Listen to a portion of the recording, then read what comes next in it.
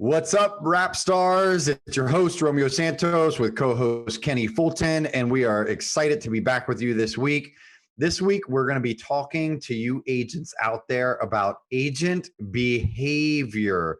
Kenny, this has been quite an issue in our organization lately, has it not been? Yeah, absolutely, absolutely. I mean, it's when we're selling houses, we're collaborating, with other agents, and you have some stellar agents and you have some substellar agents. Yeah, unfortunately, we sure do, right? And agents behaving badly, that's a terrible, terrible thing to do. I think that, you know, agents that maybe I don't want to say it this way. It's not just newer agents, but it tends to be newer agents.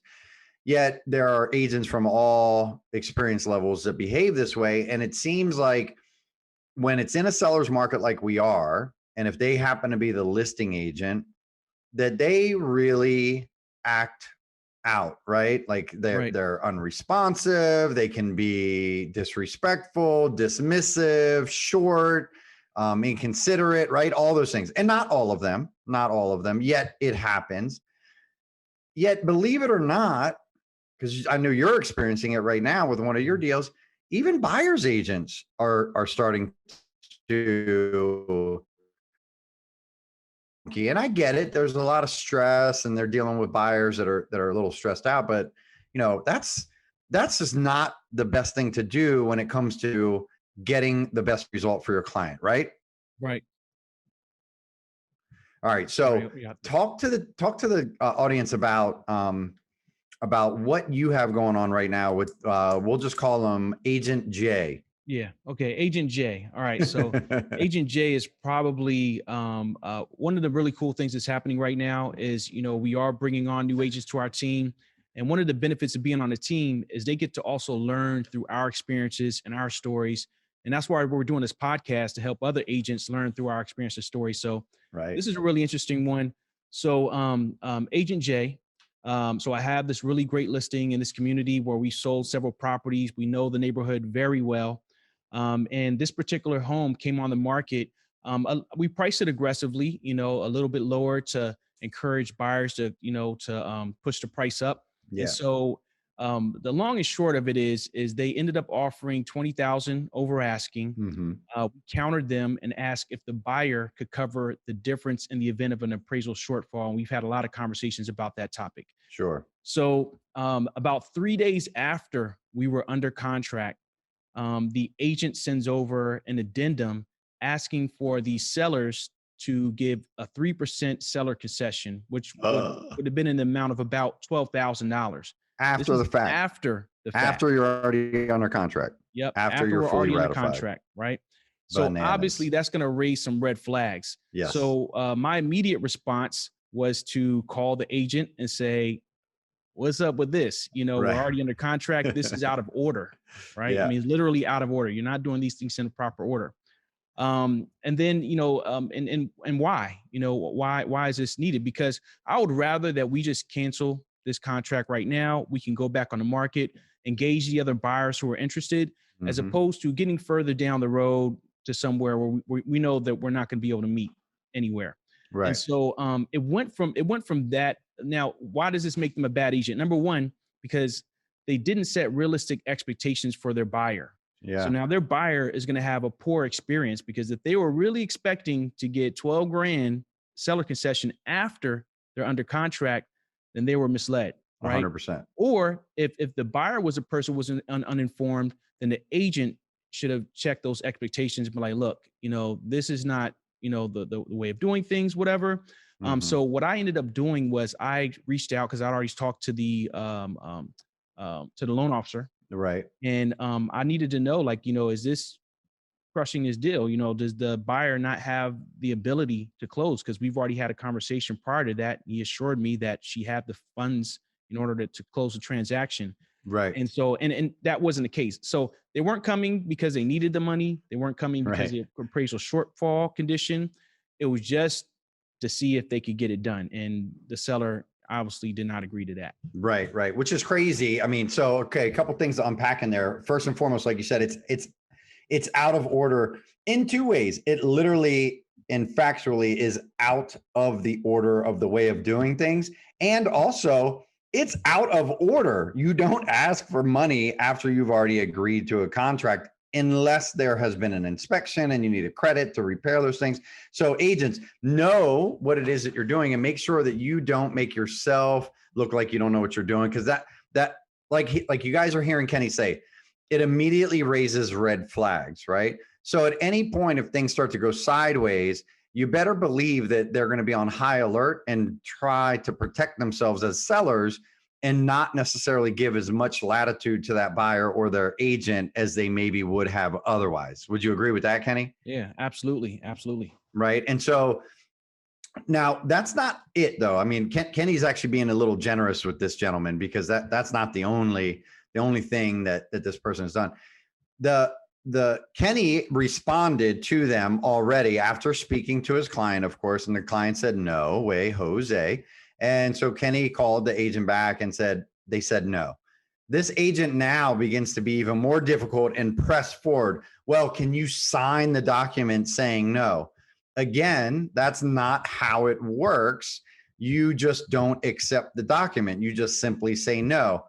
Ultimately, you did go back and do that, which I'm concerned about, only because there could be some sort of underhanded play there, and maybe there isn't. Yet again, it causes you to fear, right? Yeah, we haven't delivered the document to the buyer. Yeah. It was just so I had it in hand because the timing of everything. Right. But one really interesting thing, when he first came back and asked for them to sign the addendum, he wanted a written response from the buyer, which was also insulting, which is saying that I don't believe that you told the buyer about this prospect, and I want to hear it from them. Right. So it's like adding insult to injury. Yep. Yeah, for sure. Kenny said buyer, but he meant seller, of course. Sorry. Yeah. Yep. Okay. All right. So that's a great example of just not coming out of the gate and having a situation where you've got goodwill, right? Let's talk about the fact that, like, almost every transaction has some sort of hiccups. Not every transaction, but almost every transaction has some sort of hiccups. So some best practices, right? So some best practices I would say is always eat the frog first thing in the morning. As soon as you find out there's a problem, whether it's on your side or the other side, whatever it might be, address it. Call the other agent. Don't text them. Don't email them. Pick up the phone and call the agent and say, "Kenny, hey man, so I have this situation and here is what's happening and here is our plan to overcome it." That's important, ladies and gentlemen. Don't just call immediately just to give the bad news if you don't have some sort of backup. Now, if you get the bad news and it takes you 3 days to get some sort of a backup, that's too long. You should have already let the agent know. But if within a 12-hour period, you can get the bad news and work some possible solutions, wait until you have that 12-hour window to get those solutions, so that when you call, you can call back and say, "Hey, here's what's going on. Here's our plan to get around it. We feel confident that it's only going to cause X disruption," right? Right. Yeah. All right. What else, Kenny? What are some other things, best practice that we try to do when dealing with other agents? I'm glad you framed the question that way. Best practices. So yesterday, when I was sitting with one of the new agents on our team, she said, "Why are listing agents such jerks?" Right. And I was like, you know what? That's a great question, right? And so really, it's a good learning lesson for both sides. So if you're a new agent and you haven't done any listings yet, you also have to put yourself in the shoes of that listing agent, right? So they have the hot property, they're getting a million calls, they're probably getting questions that could have been answered if the agent looked on Bright. So make sure that you're looking through Bright for the information, that you're checking the seller documents, doing, some research on your own. And not calling with things that maybe could even be handled with a text, because we're all busy, we're all on the road, we're all multitasking. We're doing podcasts, and missed calls and missed numbers you have to call back just to find out. So one of the things that I thought was really good that I shared with her was the first thing that you should do, especially, well, I'll give you from the listing side when I'm engaging the buyer's agent, is that you can go on Bright and you can look up stats. Yeah. Right. So let's say when I got that offer from Agent J, the offer was an excellent offer, right? Mhm. The other offers weren't even close. Yeah. But I also noticed that Agent J has only closed 2 transactions this year and 5 last year, right? So Right. this is not a particularly high producing agent. Now, Correct. that doesn't mean that I'm not still going to respect an offer that comes from an agent, if they're not a high producer. Right. But it might give you an indication of how many transactions that they've touched. So you can see where they're doing their deals at, so you can tell if they're familiar with the community that they're dealing with, if this is Mhm. a new price point for them, right? So you can get a lot of information just off of looking up somebody's MLS ID. Definitely. So once Agent J submitted the offer, I wanted to make sure that Agent J understood the terms that they had agreed to. So Mhm. number one, this was as is, no inspection, Right. right? This was 20,000 over asking, and that the buyer would cover up to 20 grand difference, right? Mhm. So these things were in writing. I wanted to make sure that we could have a verbal conversation. So I make sure that they're having this verbal conversation with their buyer, because if the buyer doesn't get it or they don't get it after we're under contract and then they schedule an inspection, then I have to say, oh no, you don't get a chance to come back into this home until your final walkthrough right before closing. Right. So number one, you should do some research on the other agent. Yeah. Try to find out exactly who you're dealing with. Try to build some rapport. Like you said, pick up the phone, have a conversation, because the rapport can go a really long way, especially when you're dealing in difficult situations, because you don't also know when you're going to come across this person again. So anybody who's rude to you now, you might end up on the other side of the transaction in the future dealing Right. with that same person, and they're probably going to remember how you treated them, especially if they're like me and they have this list that I Right. called The the naughty rap list. naughty list, and I'm writing you down and I'm writing what happened, right? So Right. that way, if I hear another agent is dealing with you, I could tell them about an experience that I had with you, right? Right. So some people are petty like me. Yeah. So make sure that you are putting yourself in a position that in the future, if you have to deal with this person again, you can still kind of recover from this stressful situation. Yeah. Yeah, for sure. Yeah, I think that's a great point. Knowing, I mean, listen, it shouldn't be this way, but it really is kind of like going into battle every time Mm, you write an offer on a property or you take a listing, right? Because there, whether we want it to be or not, there's just that natural feeling of the listing agent and the buyer agent being somewhat adversarial, right? We're representing two different sides. Now, the reality is it's really not, because you both have the same goal. You want to help people sell. So try not to take things too personally, listing agents or buyers agents, and don't overestimate what it is that your clients really expect. Actually talk to them, mm, right? yeah. Um, and so, I think researching whoever it is that you're about to work with is a great idea, because it does give you some insights into who they may be. Okay. From a production standpoint, nothing about who they are as a person. And then, yes, call, right? Call and try to build some rapport. What I would suggest, though, is have something to say a little bit different, right? Mm, Like, I get this call all the time. Hey, Romeo, how are you? Calling about 1234 Main Street. What's important to your sellers? A lot. right. I like to ask when I call, Kenny, how are you? Listen, just giving you a quick call. I know you're probably busy fielding a bunch of calls over 1234 Main Street. Besides price, and possibly closing date, what else is important to your clients? So they need a rent back, or are they looking for anything specific that maybe we might be able to do outside of normal terms? Get a bit more specific and help the agent respond to you appropriately. It's going to go a long way to help you. And also, it's going to show that agent that you're considerate and that you also know what the heck you're talking about, right? Just saying what's important to your client, you're at least doing it, but it's almost like half doing it. It's like going to the gym and just sitting on the weight bench and not actually moving the weights. Mm, good point. Good point. When do you think a good time to make that call is? I like to make that call once the client has let me know that they're interested in making an offer, Mhm. right? And I'll also ask a couple of things in addition, like, hey man, Kenny, how competitive do you think this is going to be? I'm just curious because I want to make sure that I can write the very best offer that's possible. Right. Yeah. Right. Well, yeah, I mean, we've had 20 showings so far. I think it's going to be pretty competitive. Awesome. And I also like to reference Bright MLS and say, so listen, I read the remarks in MLS and I also checked the documents. I didn't see that there was an offer deadline set. Do Right. you plan on setting an offer deadline, or are you going to take offers as you receive them? How do you plan on handling offers? All those things are getting a bit more specific, and you're almost like answering the question ahead of time, right? Because I know that most agents take this like it's in the comments, right? Even we do that sometimes. We don't mean to, but sometimes we do that. Like, did you read the comments? It says in there that the deadline is Monday at noon. It says that, in our offer instructions, all the questions that you just asked me, but it's also because it shows you that they didn't actually read anything, right? Right. Or if, let's say, they did put comments in there, you say, hey, Kenny, I did see that you've got the offer deadline, Monday at noon. That's awesome. We'll definitely get you something before then. And I saw that you have all of the disclosures loaded up into MLS. Thank you. I see that you have a specific way that you want the offer submitted. So we'll definitely take note and make sure to do it that way. So, but besides all those things, Kenny, besides price, besides, any potential, timelines, what else might be important to your client? Do they need to find a house still? Do they need a rent back? What other things would be important to them? And then you Yeah. just kind of try to build that rapport.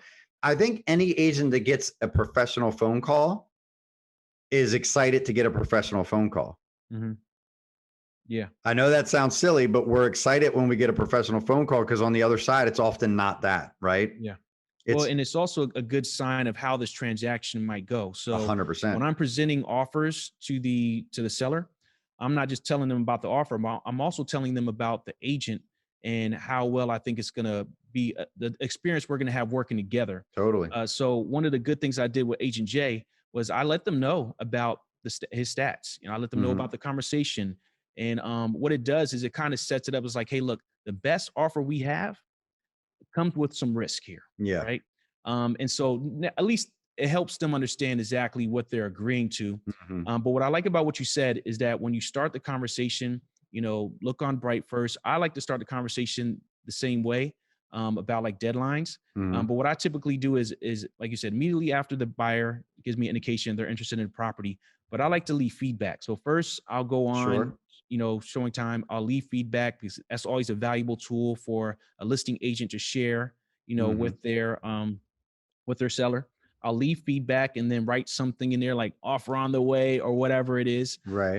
And then I call right after that because I just gave them some feedback. I know they got the Mhm. ping, they saw my name. I just did the showing. So I'm not somebody who's just calling to waste your time. I'm somebody who's Right. actually shown the property. Yeah. One of the annoying things that's happening right now is we're getting calls from agents who haven't shown the property, kind of just Mhm. filling you out. Sometimes it's unnecessary. And then sometimes these calls are a little bit disingenuous. I've got a lot of calls lately from people who are just throwing out, low ball sight unseen offers, from Mhm. like an investor cash buyer.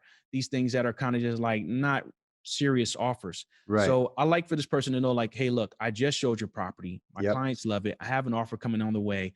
I want to find out how much time I have to put this offer together. We're often showing houses on evenings. Sometimes it might be a Friday or a Saturday evening. You got your family stuff. You want to know, do I need to go right back tonight, put this in and get the offer in tonight, or can I do it in the morning? Totally. So it's a respectful way of starting the conversation, but at the same time, you're developing rapport and then you're kind of filling out the other side as well. One of the things I like that you always talk about is whether you are a buyer's agent or a seller's agent, we're all selling houses. Yeah. So you're collaborating. You are helping this person sell the house. Yes, you're bringing a buyer, but you're helping them sell their listing. So we're collaborating on every transaction, even if we're Mhm. not on the same team. If it's not dual agency, we are still collaborating and working together to Yeah. sell this house. And that's how you want to start the relationship. And really that's the reputation that you want to have for yourself when other people talk about, oh yeah, I've worked with Kenny and Romeo. They're great. Yeah, 100%. And that goes a long way. I mean, anytime that I see an agent that I've worked with before in a positive setting and I'm representing the buyer, I get excited. Or if I'm a listing agent, I get excited because I go, okay, I know this Mhm. agent. So that's a good thing, right? All right. So we've talked about from a buyer's side. Let's talk a little bit about from a listing agent side because listing agents right now are for the most part the ones behaving badly, right? Definitely. And what I mean by that is that they're probably a little overwhelmed. They've Mhm. probably never had this much business before, this much interest on a listing before. A lot of agents are getting listings that are newer, right? Mhm. And that's fine, great. Everybody should succeed. I want everybody that has their license to succeed and help people ultimately. Yet, some things that we do that came out of representing buyers and understanding that side are the very detailed communication up front, helping to make sure that agents know what's going on. So it starts with our comments. It starts with our offer preparation sheet. It starts with having all of the documents loaded up, right? So those things are all right there. It also starts with making sure that if there is a deadline that it's in there. It starts with having really good listing information. We fill out the entire listing. Sometimes you Yes. go on a listing and you go, what the heck is going on? They filled out like the minimum because there's a lot of fields that are not required and people Right. just don't fill it out, right? So we do that. Now, granted, we have the luxury of a team and an administrative staff that does that, but that was training that went into making sure that that Mhm. happened. But then beyond that, when we do start to get offers or we start to get calls, we give information, even if we might be frustrated, because I know I do get frustrated sometimes, but I still give the information, right? I still want to make sure, because ultimately at the end of the day, even though the agent might be a little bit of a pain or whatever word you may want to use, they're still representing a buyer that could potentially make the best offer on my client's house. That's And right. my responsibility is to my client, not to my own ego, That's right. right? Also, once you do get offers, to communicate with the agents and let them know that you've received the offers and give them a timeline of when they can expect a response. Yeah. And then guess what, agents? This is a novel ideal here. Before that timeline is up, make sure that you hold true to your word and give an update. Yeah. Don't make an agent Absolutely. chase you because they already feel a little uncomfortable. They know that they don't have the upper hand. So don't use that to your advantage in a negative way, right? Use it as a way to foster goodwill and work with the best agent possible and go back and talk to agents, right? Don't be that agent that just says offers due by Monday at 1 and then at the end of it, you just take the best offer. You're being lazy. Why not go back to the top 3 or 4 and say, hey guys, you're all super competitive. My client, in an effort to get my client the very best deal, I wanted to give everybody an Mhm. opportunity to make any revisions that you may want. You got another 3 hours. If you're going Mhm. to make any revisions, let me know. And if you're not, great. Mhm. Right. And we try to give them some sort of feedback. Like we have offers that have waived inspections, Right. offers that have agreed to pay above the appraised value. We have offers in excess of 5% of the original list price, right? Mhm. Obviously, we can't tell them all the details because, I mean, well, you can, but it's not a good idea. You shouldn't. Um, but we want to give them some guidance. Otherwise, they're Mhm. just shooting in the dark, and that's not fun, Yeah. right? You can't Yeah. go back to your client with anything. Yeah. I mean, definitely giving them some guidance on what they can do to strengthen their offer is prudent. Mm-hmm.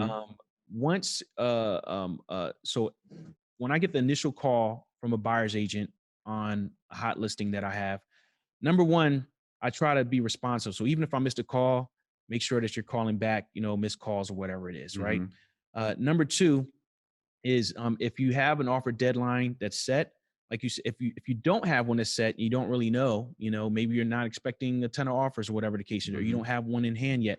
What I've been doing is when somebody calls and they're just like, how many offers do you have? Right? It's rude, I just say the sellers have asked me to not share that information, right? It's kind of Mm-hmm. like a respectful answer. Most of Sure. the time it's That's great. I true, love right? that. So I just say, that kind of takes the pressure off of me. Like, hey, if I could tell you, I would, but the sellers have asked me not to. I'm sure you can understand that, right? Yeah. Number two, That's actually a once, really good thing to say and see their response. It's going to give you a peek into who they are also. yeah, yeah, absolutely. Hmm. Number two, once I've already kind of squashed that piece of it, what I like to do is I will put something on my calendar. I'll say, hey, when do you think you're going to have the offer in? Right. So now I'll have a reminder for myself that in the event, this offer doesn't pop up, I'll reach back out, right? Yeah. And say, hey, I know you said you had an offer coming over. I just want to make sure you had an opportunity, to get it in. What are your buyer's thoughts? So that way, if let's say I have 4 or 5 offers in at this point, and I know that I was expecting you to receive another one, now I can pretty much figure out, like, if it's not coming, if they're like, you know what, they changed their mind, they saw another home that they're in love with. That also helps me to be able to set expectation for the seller. Like, look, all the offers that we expected to come in are in. This is what we have to Yeah. make a decision based upon. So that way you can also Right. motivate your sellers to move ahead as well. Now, once I've Hmm. had a great rapport in the very beginning with the buyer's agent, and I'm like, you know what, this person's going to be easy to collaborate with, even if their offer isn't accepted, then I make sure that I still dignify them with a phone call. I can't tell them exactly what the highest offer was, but the reason why you want to do that is because if your buyer doesn't perform, you're going to have to re-engage this person. And if you've been rude to Totally. them, you're going to have to eat that and then call them and, Hmm. be humble now. So what I like to do is just Hmm. cut in advance. I'll automatically just say, hey, look, I really appreciate, you showing, my listing to your buyer. Unfortunately, they have selected another offer, but I promise you, in the event this buyer doesn't perform, I will give you a call as soon as that happens, right? So now, if something Yeah. happens, so like with Mr. J, as soon as I had that red flag Hmm. pop up, um, you know, luckily we were able to work through it. But my next action would have been to call all the agents who had shown the property, and then just say, hey, Yeah. we are interested in a backup contract offer. Now, what that does for them, and then what it does for us, is in the event this buyer doesn't perform, their offer automatically goes into effect. So that takes a lot of stress off of your sellers, knowing that they have a backup contract offer. Hopefully their buyer performs, but if it doesn't, you got a backup plan. And that only works if you have, a Totally. good rapport with those buyer agents. Yeah, I agree. And you know what? I actually call every agent that put in an offer personally. Because think about it. Even if you had 30 offers, you're talking about less than a minute phone call. Hmm. So it's 30 minutes and it's the right thing to do, I think. So it's a quick, Kenny, hey, how are you? It's Romeo Santos. I wanted to say thank you so much for doing your best to get a really strong offer over to me. Unfortunately, it just wasn't the one that was going to cut it. And I wish you the best of luck. I know it's a crappy market out there for our buyers and us as buyers agents. We work with buyers too. So best of luck to you, right? I just keep it short, sweet, simple. I 9 times out of 10 get a thank you so much for the personal call. I really appreciate that. Right. I now have built goodwill without doing anything difficult. I just was a good human being. Hmm. Right. And I made a call. And guess what? You're like you just said, if I have to call back, it's going to work. Even when you get the call from the agent, the listing agent, as a buyer's agent, ladies and gentlemen, if they give you that information, be gracious. Say, Kenny, thank you so much for calling me. I really appreciate it. Best of luck. Should anything change, please call me. It just happened for one of my clients. We wrote 5 offers on houses and he kept missing out because he did not have the ability to waive the appraisal. The agent called me back and said, hey, you were the second best offer. The appraisal came in short. The appraisal came in at 443. The sellers only want to go back on the market if they can get 450. If you can get your client to keep all their original terms from their offers and also agree to pay the $7,000 out of pocket, then they'll ratify your offer. At the settlement table, she looked across the table and said to my clients, I'm really happy for you guys. And honestly, the only reason that you guys are sitting at the table right now, besides the fact that the first buyers didn't work out, was because of how professional your agent was. And they really stood out. So they were top of mind when this one fell out. Now, that was a great compliment, right? And I didn't do anything with that intent, yet I just lived in the way that I would want to be treated. And that's what happened. So I guess to recap, ladies and gentlemen, best practices or treat people how you'd want to be treated. That's right. Give them updates, be fair to them, be considerate, don't be a jerk, do your due diligence, do some homework. Don't call asking questions that you could have already gotten the answer from if you could have just gone on and read the remarks. When you get calls from people that are doing that, maybe be kind and say, hey, Kenny, thanks so much for the call. In the event that you did not see those remarks in the remarks section, we will be taking highest and best by Monday at noon. That's actually how I phrase it because it lets them know very politely, like, hey, man, they were in the remarks. and yet I'm not making them feel badly about themselves, right? Sometimes it's a subtle nudge in the right direction that could help an agent get over the hump and be just a little bit better. Because really, all of us want to be working with better agents. Wouldn't you agree, Yeah. Kenny? Yeah, absolutely. Absolutely. And better agents All right. make, all of us look better. We want a good Better reputation. agents make us all look better. Absolutely. Absolutely. All right, Kenny, any other like don't do's that you can think of from listing agent or buyer agent perspective? Um, don't do's, don't be rude, 100%. Don't be rude. just on either side, even like text chains. I've had some texts from agents, and then 6 months later, and it's a different transaction, and then I pick up where it left off, and I'm like, oh wow, I remember how we Oh, interacted last yeah. time. I've seen that. Yeah. Be as transparent as possible without being, misleading. Sometimes, Hmm. I don't, if I don't have multiple offers, I don't want to say, oh yeah, I got a whole bunch of offers, to think it's going to push somebody. It might also Right. discourage them from submitting it all. So that's why I use my line Absolutely. of, Great point. yeah, seller asked me to not disclose. That's a great let's pause there for a second. That's Sure. a great point. I do believe there are a lot of agents out there in an effort to generate more buzz, lie or skew the truth, and it could actually be hurting their clients without them even knowing it. So that I love that you shared that. Thank you, Kenny. Okay, what Yeah. else? Yeah. No, that's all that's popping in my head right now. But I want to throw one more thing out there. When you are researching your other agents, we're using social media, a lot more, now as well. I've Mm-hmm. also been able to really kind of get to know somebody just through whatever they're putting out there, for the world. And then when you're Yep. building rapport with somebody, if you're having a phone call and then you can mention something like, oh, you like to boat, I like to boat as well, whatever. Anything that you could kind of do to connect with somebody will really go a long way. And what I've had is that even if I was representing a buyer and we didn't get the opportunity, I say, you know what, you had a great listing. I always congratulate, even if my buyer isn't selected, I congratulate them, right? And then what's happened, and I'm That's excited about great. right now, is we had an opportunity where the agent was like, you know what, you didn't have the strongest offer, got outbid, right? But because she enjoyed the interaction with me, I said, "Hey, this was actually an investor who was flipping a home. Do they have any other properties that are coming on the market?" Mm-hmm. And 6 months later, now I have an opportunity to negotiate and collaborate with a listing agent on a property that doesn't even hit the market yet. So now my buyer won't have to compete against everybody else. So just from developing some rapport, finding Incredible. out something about somebody, writing it down, bringing it up later, like, oh yeah, how was your daughter who goes to whatever university? That is something that really will Yeah. stick, hard with somebody, and it helps them remember that they did develop some rapport with you, kind of later down the line.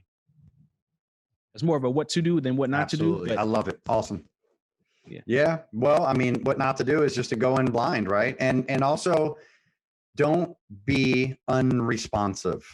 Mm, Nothing gets my goat more than when I reach out to an agent and I don't get even a response and I have to call again. It's at that moment that I really have to check my ego, because that's at that moment that I want to really lay into that agent for being so unprofessional.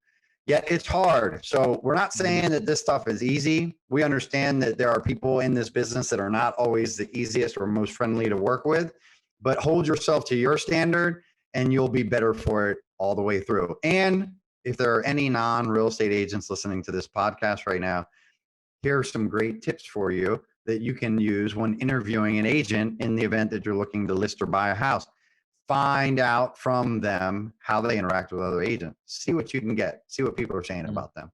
mm. All right, awesome. Well, I think this is a really great show, especially as the market is starting to shift a little bit in the favor of buyers. Not totally, but we're getting there. I think you're going to start to see a lot of listing agents get knocked off this pedestal that they're standing Mhm. on. And trust me, there are a lot of buyers agents out there that knowingly or non-knowingly, subconsciously, are going to be out for vengeance. So watch out, listing agents, if you've not been kind. All right. All right. Rap stars. Been another wonderful episode. We love all of you. Kenny, thank you, my man. Hey, thank you, brother.